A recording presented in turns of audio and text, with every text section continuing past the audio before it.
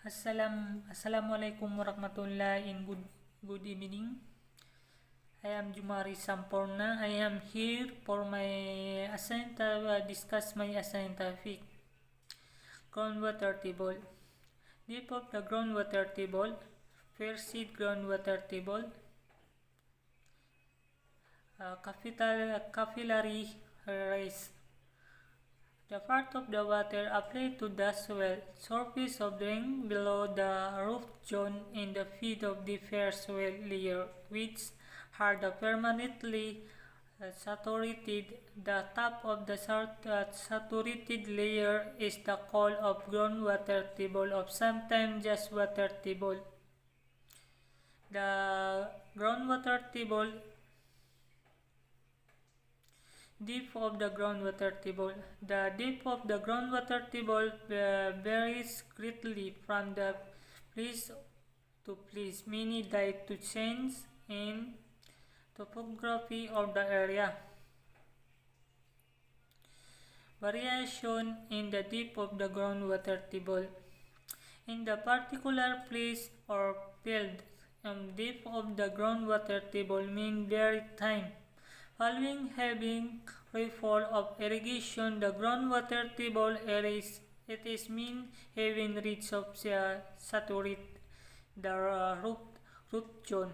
It is the prognosis this situation can be disasters of crop which the cannot reset with fill for long period, whereas the groundwater table is a fair at the surface. It is called open groundwater table. This is case in swampy areas.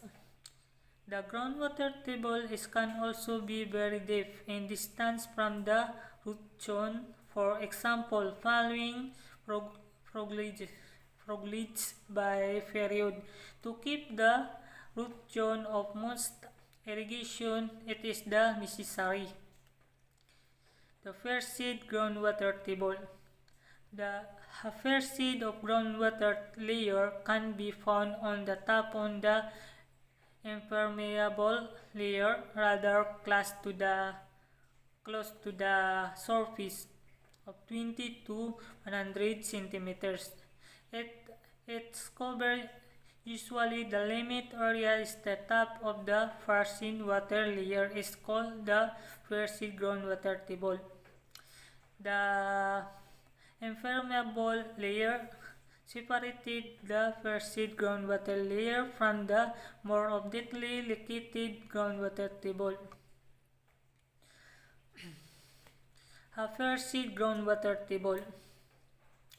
Soil which the impermeable layer to not fall below the foot zones should be irrigated for varication because it's the case of over irrigation to much irrigation. The first seed water table mean rise or rapidly. Capillary rise. So far it has been explained that water can move downward as well as horizontally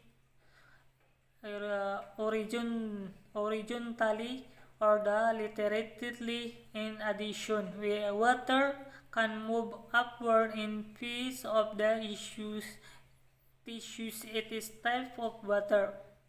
The water is sucked up upward by the tissues.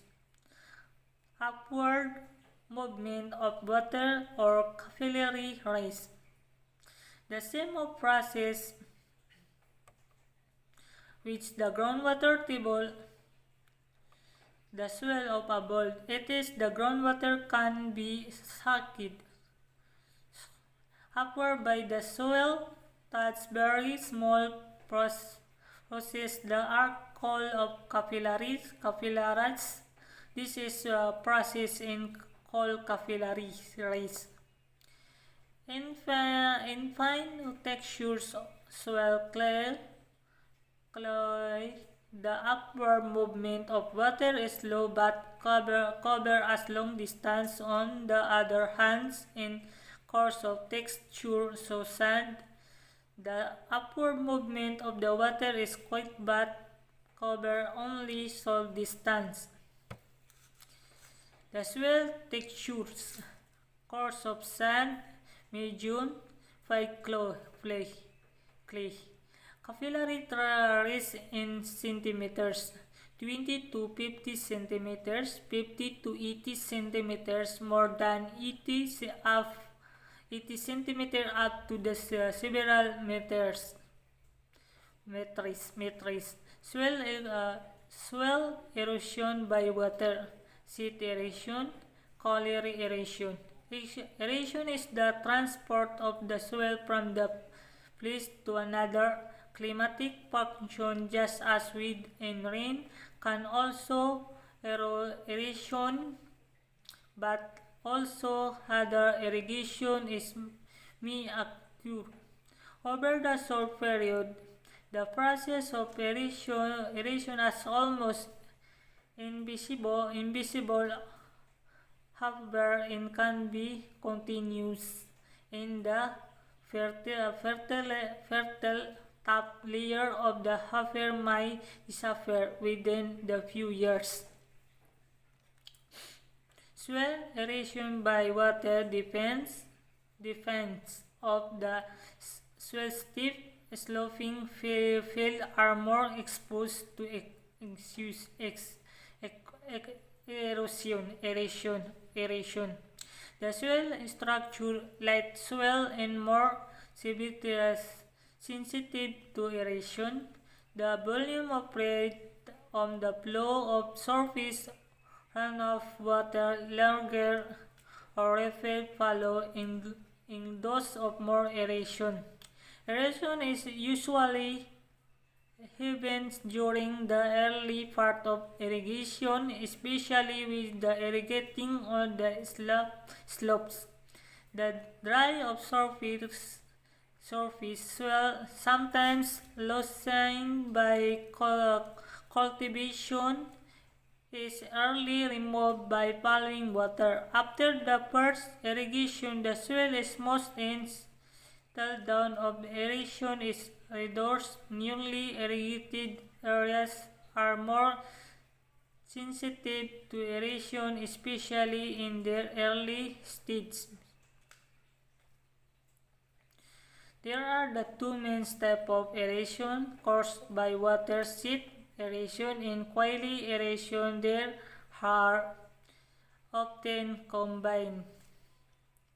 Sheet erosion is the even removal of the very thin layer of sheet of topsoil from the sloping land. It is occurs over large areas land and causes most of the soil loss.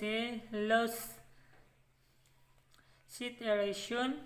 The signs of sheet erosion are the only thin layer of topsoil or the subsoil is the fairly exposed, or sometimes even parent rock is exposed. Quite large amount of the coarse and gravel in the variables in the arable layer. The finer material has been removed. Exposure of the roots. Deposit of the eroded material in the flat of the slab. Quaily erosion. Quaily erosion, it is defined as the removal of the soil by concentrated water flow large enough to form channel or guadalets. There are guadalets carry water during even rain of the irrigation and gradually become within the fair. Quaily erosion. The signs of quaily erosion on the irrigated field are irregular surge in the shape and length of the frost, accumulation or incode of material at the bottom of the frost, exposures of the plant roots. Yun lang po. Assalamualaikum warahmatullahi wabarakatuh.